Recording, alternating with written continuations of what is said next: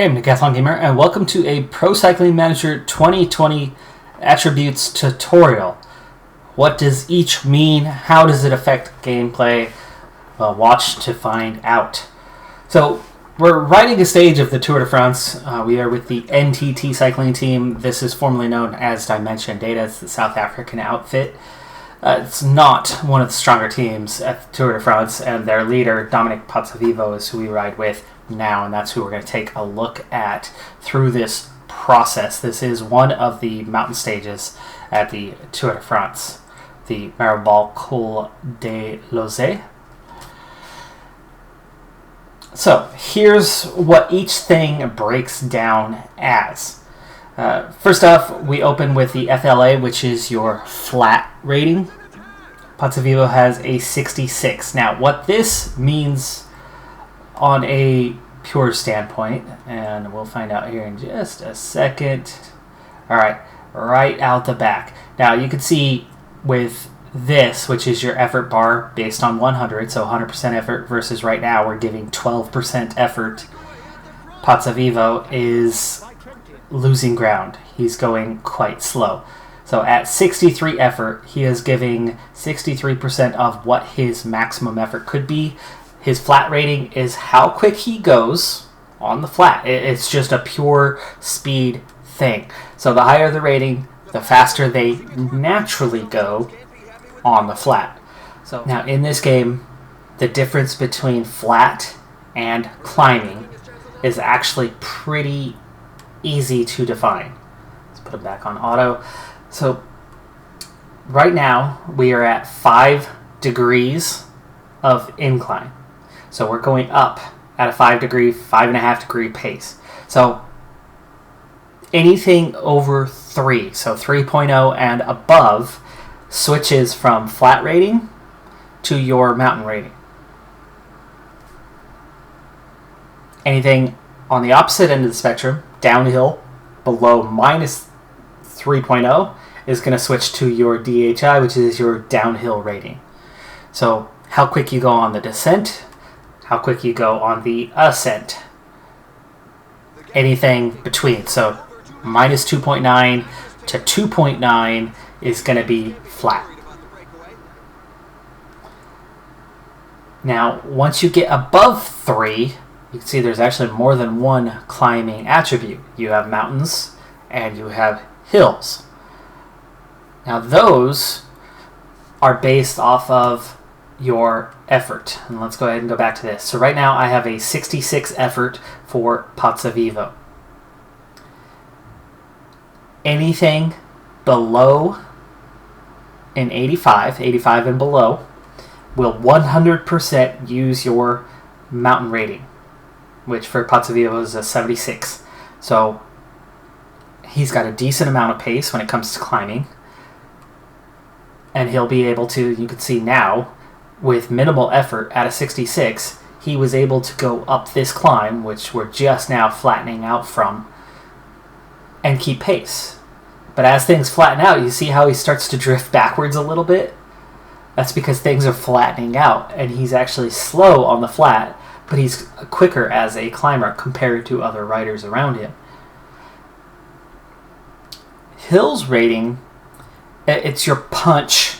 It's your ability to go quick uphill. Generally meant for short bursts of speed. Your hill rating is for 95 effort and above.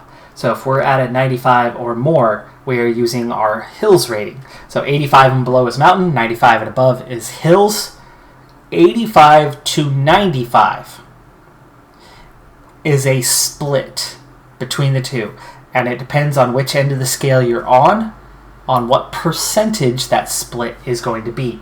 So a 50-50 split would be halfway between. So 90 effort is going to make an exact split of your mountain and hills rating. So base for Pozzovivo, 76, 74, he would be having a 75 pace at 90 effort. Everything else in between is going to then scale accordingly. So like an 87 effort for Pozzovivo will use mostly his mountain rating, but a little bit the hills rating. The next two, Time Trial, Prologue, we're going to show separately. We'll come back to those. The next one is Cobble. This is over the uneven terrain. This is on actual cobblestone, but also on gravel or dirt roads. That rating is used. Now that rating is for, once again, in between your -3 to +3 degrees, and it replaces your flat rating when you're on that type of terrain. If you are then going uphill on that type of terrain, then it's going to use a combination of that Cobble rating and your mountains or hills ratings. The next two are Sprint and Acceleration. So Nizzolo is somebody who's got a pretty good turn of pace. Now, if I go effort up for Nizzolo, he's at 70 effort. He's not trying to ride in the pack right now. He is riding at a 70 effort for him. This is his flat rating that we are using right now. And he's pretty decent. He's got a 74 pace. That's why even with minimal effort, he went right to the front of the field. But when I click on this button, the attack, we are now using his sprint capability. Now, you can see, and let's go ahead and pause it for a moment. You can see that when I first hit the attack button, he didn't instantly get up to 65 kilometers per hour. He had to accelerate. So he was at a speed, he accelerated to a speed. So the time it took him to go from speed X to speed Y is that acceleration point. For him, it's a 78. Now, his sprint is also a 78, but the sprint is your top speed. So acceleration is how quickly you can get to that speed, and then your sprint is how fast you can go over a burst over a short period of time. Let's go ahead and bring him back to the field. You're almost always using one of those four types. You're either ascending on the flat or descending, and that's your base speed for that character. Next up is the most irrelevant one in the game, except for as an AI mechanic. The BAR is Baroudeur. It's a French word, and essentially the English translation, what it has to do with is breakaway. So right now, there are 4 riders in a group up the road, and it is the likelihood of which a rider is to want to join the break, to attempt to get in the break. So if you have a rider with an 80 or an 85 Baroudeur rating, stage after stage, race after race, they are likely to want to ride in the breakaway, to attempt to get into the breakaway. So it is purely an AI stat and has no impact on your control. So especially if you're doing career mode, you don't need to look at Baroudeur ratings. It is not going to make them faster in a breakaway. It's not going to make them slower in a breakaway. It is simply going to determine whether they will attempt to join a break, and has no other impact. The next 3 are a little trickier, and every year or every couple of years, the game devs will tweak this, but they never update publicly what they've done to tweak it. So over time, adjustments are found out by the gaming community and debated among the gaming community, and we kind of sort out what the impact is of each of those. The last one is the easiest. That's recovery. Recovery rating is if you are racing like this, the Tour de France, if you are at a stage race that races on back-to-back days over a period of time, fatigue becomes a factor the longer you go into that race. Your recovery rating is how well your rider recovers on any given day to that next day. So the higher the rating, the better their recovery is. The other 2 are stamina and resistance. and they work in coordination with one another. And these are the ones that are largely debated on how, in the current edition, they affect things. First thing, stamina is this green bar. The minute you start a race, your stamina will be impacted.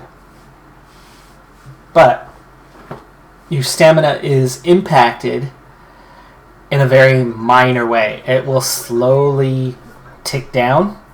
If you go into a break, it's going to tick down faster because you're doing more concentrated work than sitting in the pack, but it's going to tick down over time.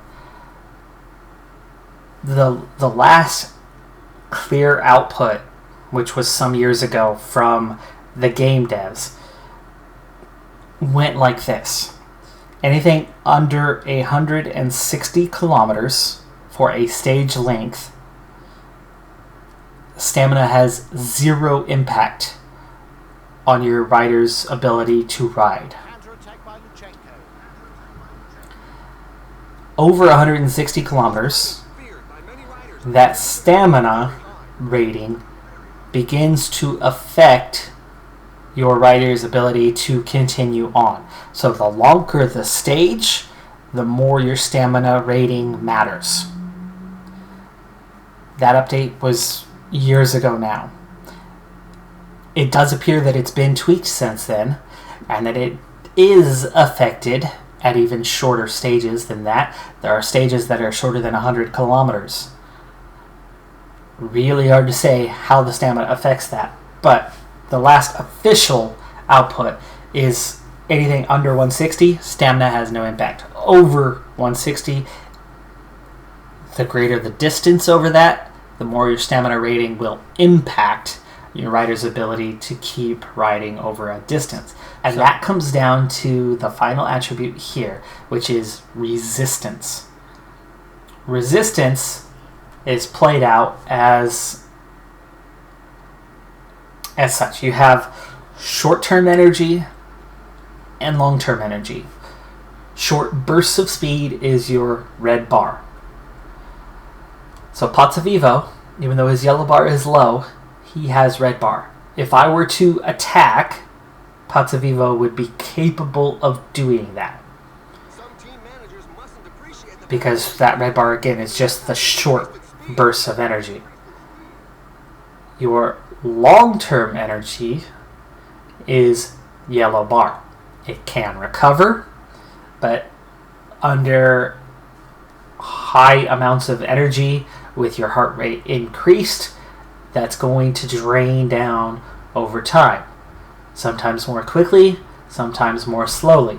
Pace we're going right now, you can see Pozzovivo, that yellow bar has just gone away, and that red bar is really struggling right now. If both go away, you lose a ton of pace. And this is based on that resistance one, but is impacted by the stamina and the recovery. Now, the recovery affects the stamina for the next day, not the resistance. But then the combination of recovery affecting stamina and stamina affecting resistance, they both will decrease your yellow bar, your resistance. So you can see now going downhill, we're tucked in, we're not riding hard, we're barely pedaling, so Pozzovivo is recovering energy. The way that works is based on your heart rate. Officially, anything under 140 beats per minute, you will recover. So you can see he's getting yellow bar back. The blue bar is where it's maxed out now. The blue bar is that stamina effect. So at the start of the race, he could have had max energy, but we've raced and we've put in effort. The more effort you put in, the more you're going to lower that green bar and the subsequent blue bar. But right now, Pozzovivo only has this amount of energy because it takes time for that to recover, so it doesn't recover instantly.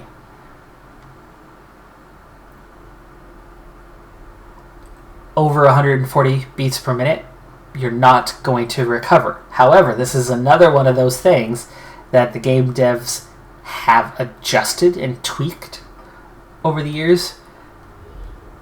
And it is my interpretation, though not the full community agrees with this, it is my interpretation that there are plenty of times where a rider is sitting at a 143 and recovering slightly.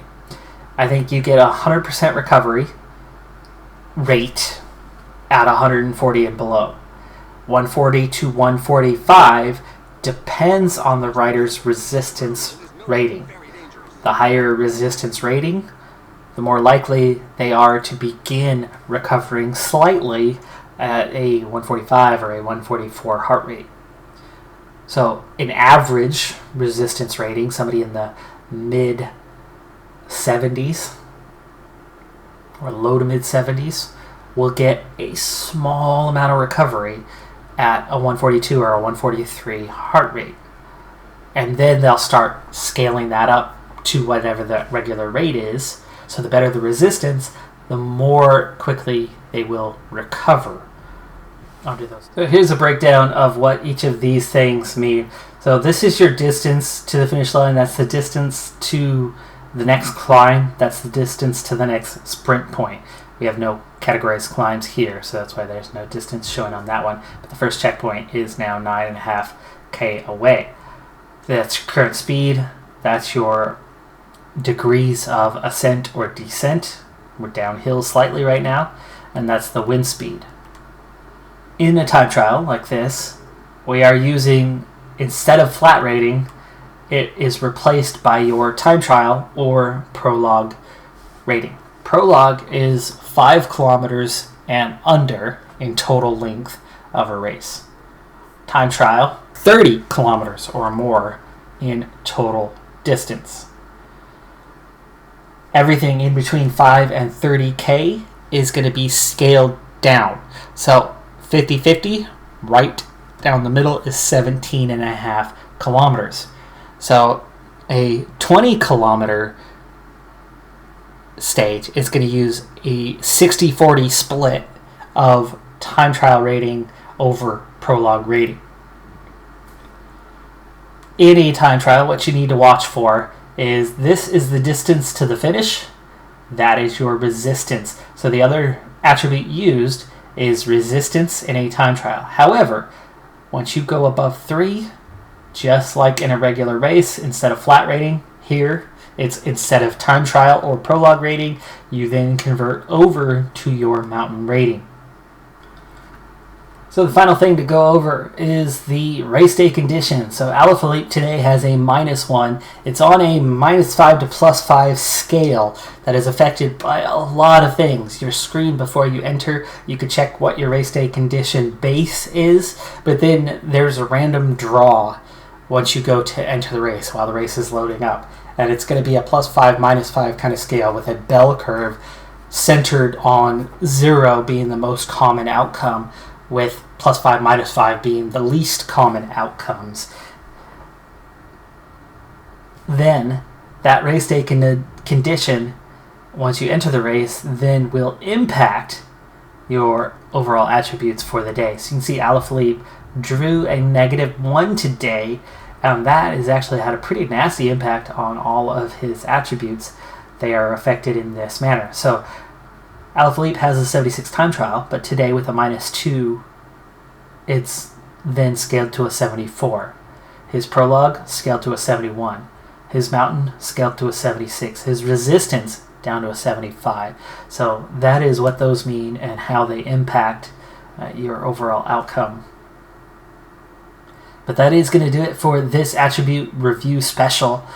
Be tuned. There are 5 tutorials for Pro Cycling Manager 2020 coming out in all. The other 4 include a race basics, a pro cyclist mode, and 2 career mode specials, with 1 for setup at the start of your season, and then 1 for that mid-season or late season push with sponsorships and your signing period. I'm Decathlon Gamer. Thanks for tuning in. If you liked what you saw, be sure to hit that like button, but also hit subscribe for more great content, and especially to get notified about those upcoming tutorials. I'll see you next time. Have a good one. Be safe out there, and bye for now.